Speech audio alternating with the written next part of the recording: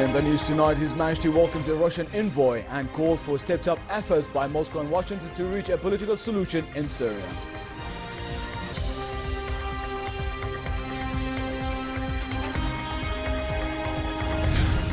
As Russian bombers launch a third day of airstrikes from an Iranian base against militants in Syria, the UN envoy calls for an urgent humanitarian ceasefire in Aleppo. And at least 7 members of Turkish security forces are killed in bomb attacks in the country's southeast.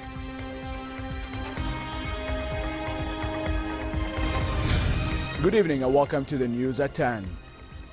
His Majesty the King discussed with the Russian envoy the situation in Syria and ways to deal with developments there and in a manner to protect the country's territorial integrity and end the suffering of the Syrian people. During the meeting with Russian Deputy Foreign Minister and Special Presidential Envoy for the Middle East and North Africa, Mikhail Bogdanov, emphasis was laid on the importance of stepping up cooperation and coordination between Russia and the United States regarding efforts to reach a comprehensive political solution to the Syrian crisis. The meeting, attended by His Royal Highness Prince Faisal, also dealt with regional and international issues to counter terrorist organizations within a holistic approach. The Russian official said Moscow recognized Jordan's efforts to cope with the Syrian refugee crisis. He noted the humanitarian and relief services the kingdom provides to the refugees, stressing that Russia would support any attempt to create the sustainable conditions for the return of Syrian refugees to their country. Also present at the talks was the King's Advisor for Military Affairs and Chairman of the Joint Chiefs of Staff, as well as the King's Advisor for National Security Affairs, the Director of the General Intelligence Department. Prime Minister Hani Molki met the Russian presidential envoy and discussed Jordanian-Russian ties and the situation in the region, namely the Palestinian issue and the Syrian crisis. Molki briefed Bogdanov on the repercussions of the Syrian crisis on Jordan. He said the kingdom hosts more than 1.3 million Syrian refugees, of whom 10% only live in refugee camps. This burden, he said, puts additional pressures on the kingdom's infrastructure, limited resources and services. Molki voiced the hope Russia would urge the international community to provide more support to Jordan to help it deal with the ramifications of the Syrian refugee dilemma. The Prime Minister also reiterated Jordan's call for a political solution to the Syrian crisis and stepped up efforts to solve the broader Middle Eastern problems and crises. The Russian presidential envoy said his visit aims to learn about Jordan's position toward regional issues, praising the kingdom's leading role in enhancing regional stability and security. Separately, Prime Minister Molki discussed the situation in the Middle East with Cory Booker, member of the House Committee on Homeland Security. Molki thanked Washington for its aid to Jordan, expressing his hope for more support to help the kingdom address the various challenges. The Prime Minister spoke about Jordan's position toward regional crisis, stressing that the Palestinian cause remains the core of the conflict in the Middle East. Failure to reach a just and lasting solution, the Palestinian cause, he warned, would fuel more violence and extremism. Molki also spoke about the burdens placed on Jordan by the large number of Syrian refugees. A lack of international aid, he said, would render the kingdom incapable of fully responding to the repercussions of the Syrian refugee crisis. The US congressman said Jordan's role as a stabilizing force in the region is highly commendable, noting its humanitarian support to the refugees. Up to 230 lists have registered with the Independent Elections Commission to run for the September the 20th parliamentary elections. The Electoral Commission announced the final number of candidates running on the various tickets today, the third and final day set to receive the applications. All the centers designated for registration close at 3:30 p.m. The Commission's chief, Khilal, said the registration process was glitch-free. The Commission's spokesman, Jihad Momani, said the list grouped 1,293 candidates who wished to contest seats in the 130 lower house. Among them are 1,035 males and 258 females, he said. Momani said the high number of applicants reflects the vitality of the democratic process and that the turnout was contrary to skeptics' expectations and those calling for a boycott. The Electoral Commission said the data on the lists will be verified before sending them to the Board of Commissioners. Russia has told the United Nations it would support a 48-hour ceasefire in the Syrian city of Aleppo from early next week. A Western diplomat said it is important for the United Nations to lead the effort to deliver aid to some 2 million civilians in the divided northern city.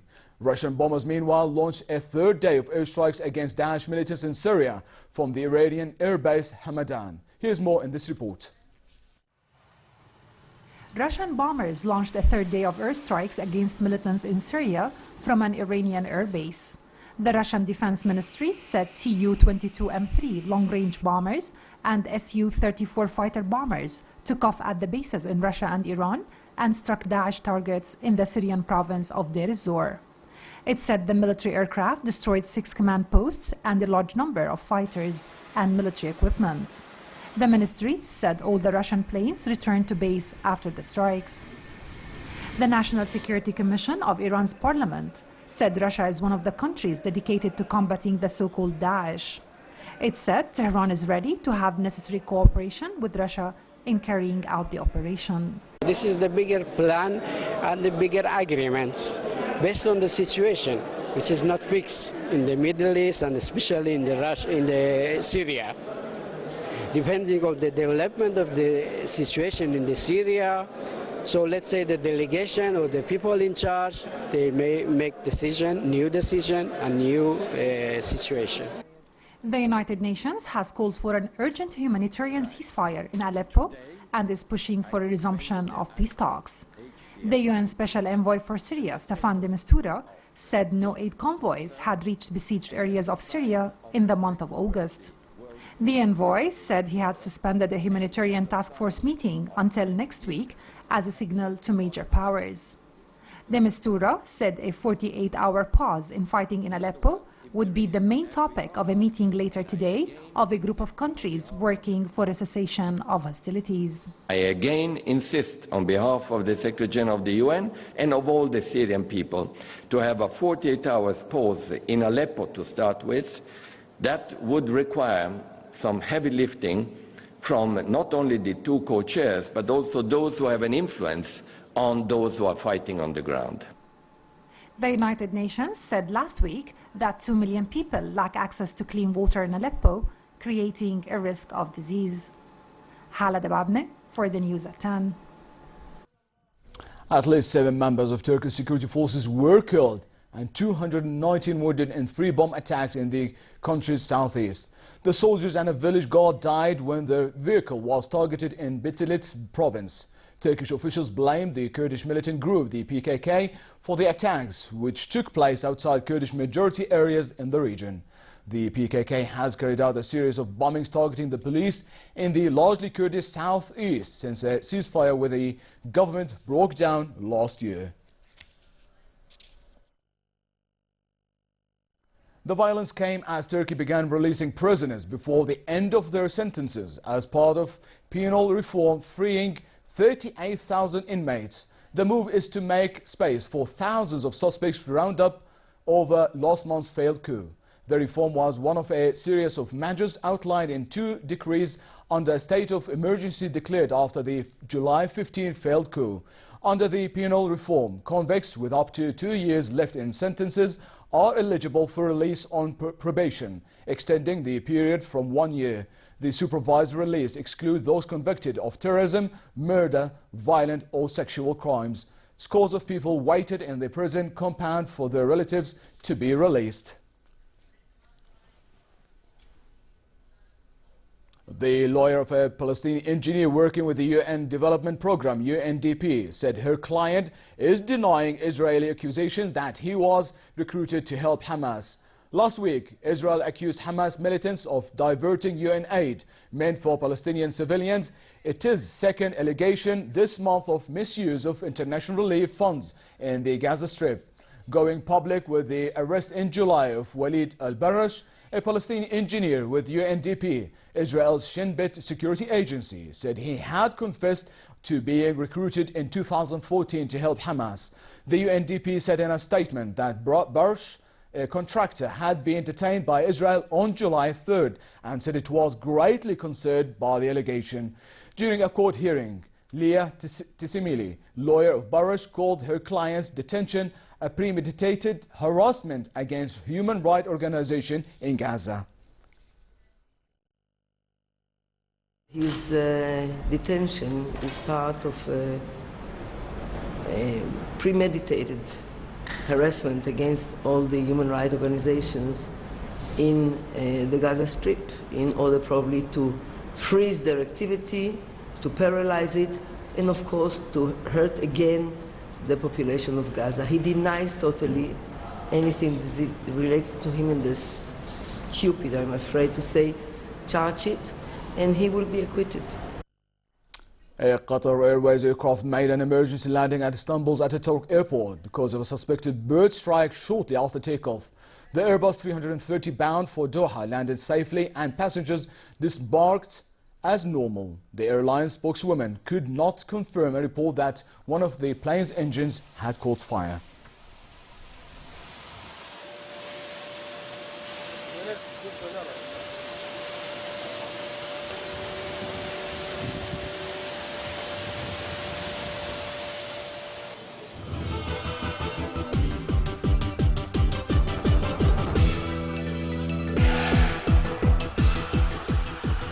The 2016 Olympic bronze medalist weightlifter Izzat Artikov of Kyrgyzstan was stripped of his medal after testing positive for strike 9, according to the Court Arbitration of Sport.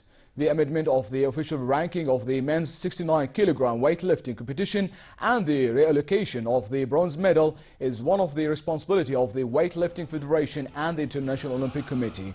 He is the first medalist at these games to test positive for a banned substance.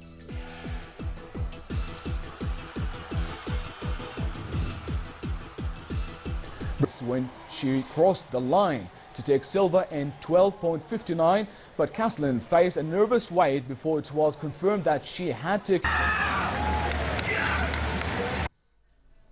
And finally, pleasant across many regions of the kingdom for tonight. Tomorrow, temperatures will further rise, creating relatively hot conditions in the hilly areas and hot in the Badia and the eastern plains.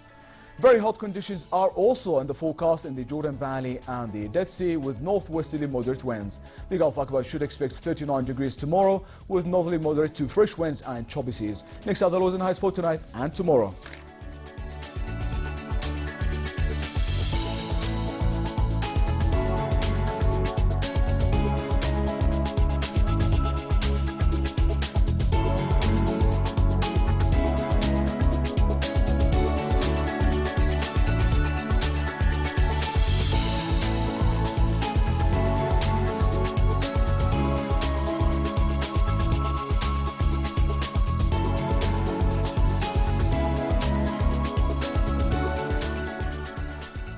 And to close here our top stories once again, His Majesty welcomes a Russian envoy and calls for stepped-up efforts by Moscow and Washington to reach a political solution in Syria.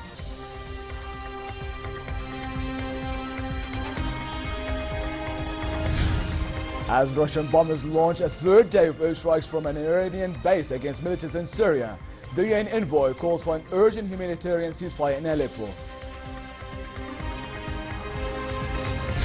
And at least 7 members of Turkish security forces are killed in bomb attacks in the country's southeast.